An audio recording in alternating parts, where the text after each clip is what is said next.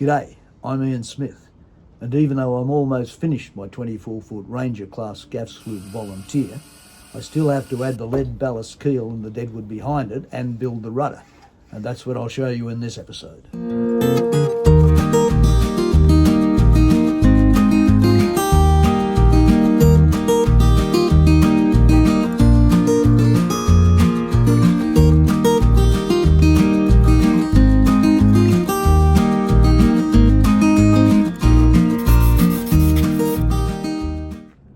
On most traditional carvel-planked builds, you'd do the ballast keel and the Deadwood first, then add the keel and build the boat on top of it. I didn't have the height in my shed to do this, but the design allowed me to build it on its keel without the ballast and the Deadwood. In fact, the original boat was launched in 1933 as a centreboarder, and the keel and Deadwood were added several years later. When I started the project just over 10 years ago, I hadn't made the decision to film the construction. I didn't start filming until I steam bent the ribs in. But here's some stills that show some details of the backbone, and I'll explain the techniques as I work on the Deadwood. The keel and lower stem is spotted gum, Corymbia maculata, formerly Eucalyptus maculata, traditionally the first choice for boat builders in New South Wales and Queensland. The stern post is blackbutt, Eucalyptus pilularis, that I'd had in stock for some time. All the mating surfaces need to be planed flat and true. The keel is bent up at the forward end, and I accomplished this by drilling where keel bolts will later be and chem-setting threaded rod into the floor of the shed. I bent up the forward end with car jacks. Nuts on the threaded rod kept the keel to lofted heights. The stem is in 3 parts, bolted together with blackjack roofing tar in the joints.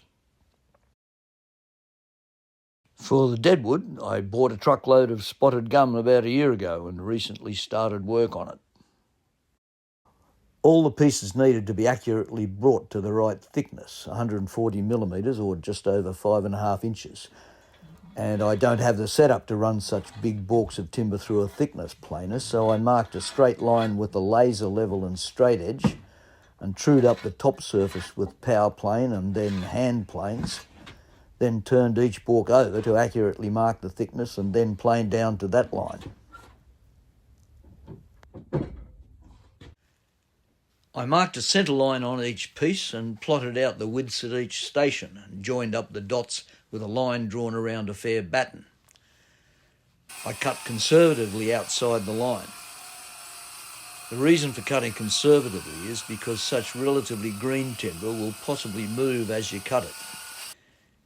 You can see here that the thin end of this offcut started to warp outwards, and this cut in the middle of this balk opened up a bit at one end.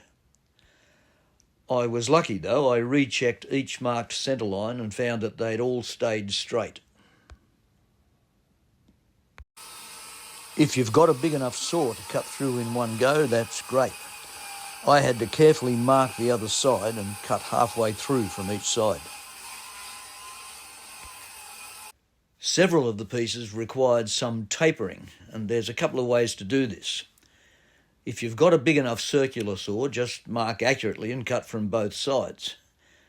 If the timber is thicker than the depth of your circular saw blade can reach from each side, you can cut away the remainder with a good rip saw. This gets to be pretty hard work if the middle bit is thick. In this case, it's easier to make a series of cuts of incremental depth down near your marked line,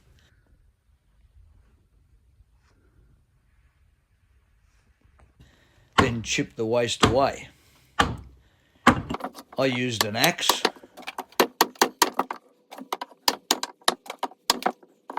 then a power plane, and finished off with hand planes.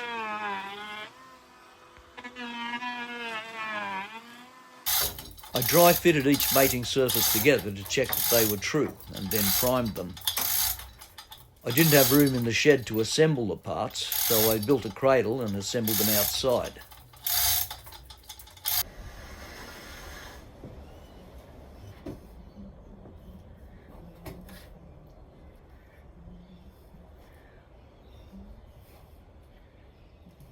I applied thick blackjack roofing tar between the layers.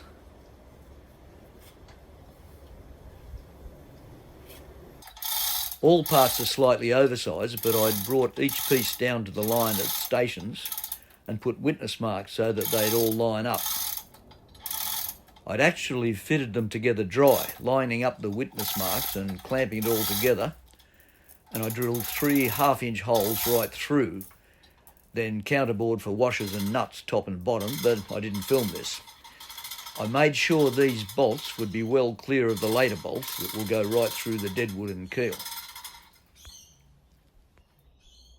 I used half-inch copper rod with threads turned on each end, and I actually drilled the holes at 13mm, just a fraction of a millimetre over half an inch.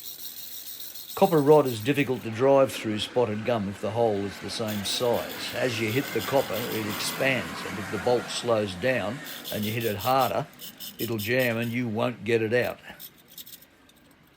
You'll have a drift bolt rather than a through bolt. With a 13mm hole and a bit of lanolin grease, my bolts drove easily. The only difficulty was lining up the pre-drilled hole, as once the timber is sitting on the blackjack, it needs a bit of persuasion to move, but I was able to do this with the help of some straps and come-alongs. There's still plenty of excess timber to remove from the sides of the Deadwood, so I pulled out a couple of tools that I rarely get to use. This one's an English-style adze. It was given to me by an old retired shipwright once, and I'll be handing it on to a young shipwright one day, relatively soon. I'm not an adept with an adze. I just pull it out every now and again to have a bit of practice and pretend I know what I'm doing. So don't take too many hints off this one, but they basically, these ones are really good for when you're removing a fair bit of stock.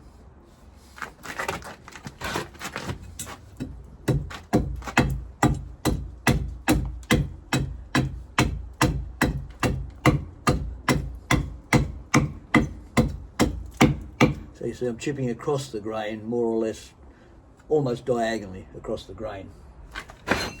You may change it if you find the grain's taking a dive.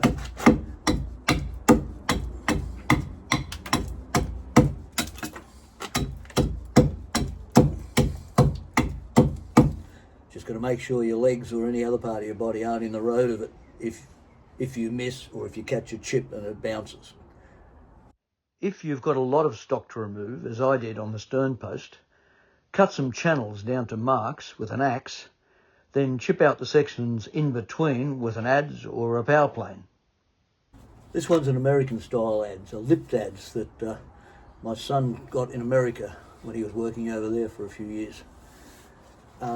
It's considerably lighter than the English style, smaller, therefore a little bit easier to handle, and also with a straight, very straight blade across there, it's very good for finishing work.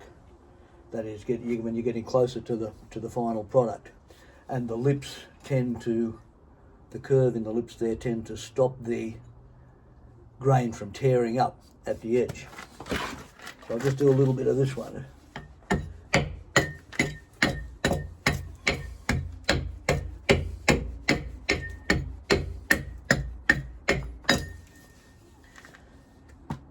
That's all you're going to get. This is a broad axe. This is a right-hand side one. I'd be cutting that way by that one. The broad axe blade is dead flat on that side, with all the bevel on the blade taken off on that side. I'm even less of an adept with these. I can hardly make them work at all, but it's just fun to get it every now and again, get it out every now and again and have a bit of a go. But I got to tell you that all of those tools have been superseded by the power plane, what we used to call the rotary adze. I find that I can get rid of as much timber or more with the power plane quicker than I can with the traditional tools. Mind you, it's a lot noisier. a lot more to sweep up unless I attach it to the vacuum cleaner. But the power plane is just way quicker as far as I'm concerned.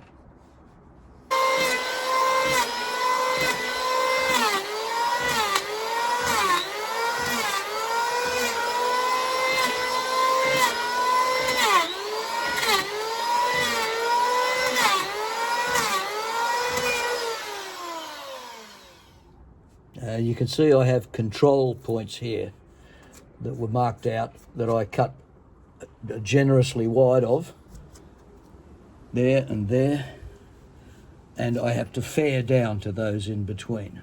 Once I get closer, I'll be using battens to make sure that I'm not developing any hollows where I shouldn't. It's at this end of the boat, it's basically a straight line from there down to there, and a very slight hollow through here fore and aft. I won't be doing much with the upper sections here until the boat is actually sitting on top, because this top Deadwood has to fare in to the keel, and there's a slight hollow in the vertical dimension. So I might remove a little bit. There's a bit of a ledge there from the saw cuts. I'll remove a bit of that before I put the boat on it, but I'll be doing all of the final fairing once the boat's on top of the Deadwood. The rudder is built up from 3 balks of spotted gum. Each section had to be planed dead flat, which I checked with a straight edge and a plane, and with no twist. Sighting across long planes is a good way to check this. I didn't film it, but I did this on the large Deadwood timbers as well. For truing up the mating edges of the rudder, I was able to handle the rudder parts on the jointer table.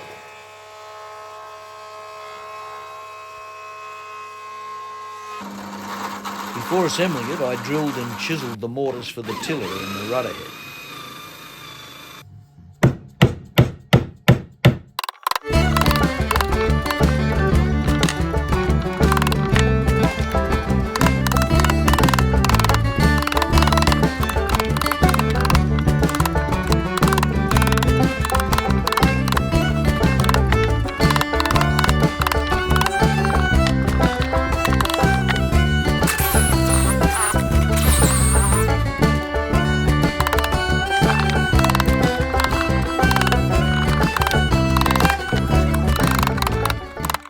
I epoxy glued the sections together. Now, it's quite likely that the epoxy won't hold over the decades, especially if the boat spends any time out of the water, but it will hold it quite stable for a while, and there's 8 half-inch and 3/8 inch bolts holding it all together, plus long straps on the pintles that are through-fastened. I marked and cut the shape before drilling, counterboring, and fitting the bolts.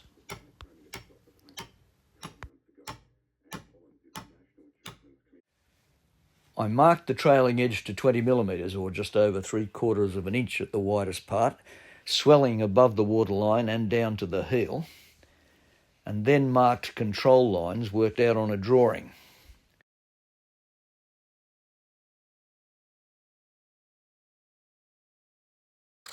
I cut trenches down to a straight taper, then planed away in between.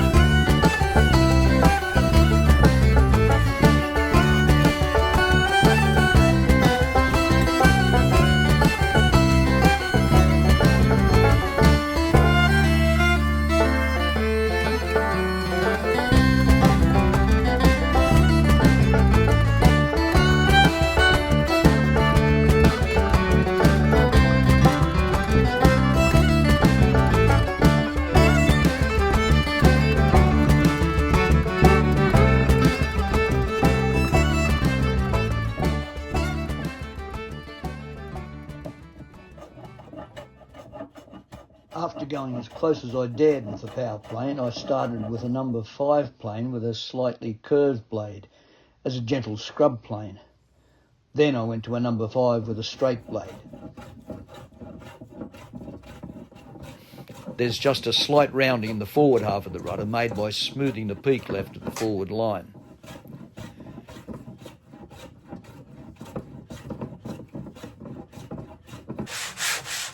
I finished off with a fairing board and 60 grit paper.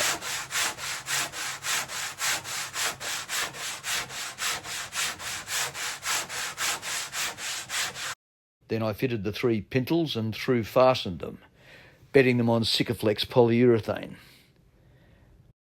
Then I fitted the hardwood rudder head cheeks and bolted them through, counterboring and plugging over the heads.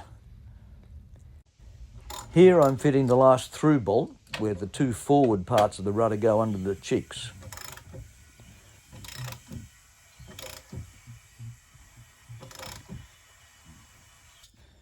There's 5 coats of International Primer Con below the waterline and 6 coats of International 1-Up Primer Undercoat on the upper sections. I had a large offcut from the spotted gum Deadwood with magnificent fiddleback pattern in the grain, which I've begun to shape into a tiller. I used spar making techniques to round off the tiller, marking and cutting it 8-sided, then 16-sided and so on. But we'll go into this in episode 27, which is all about spar making. Thanks for watching, and I'll see you then.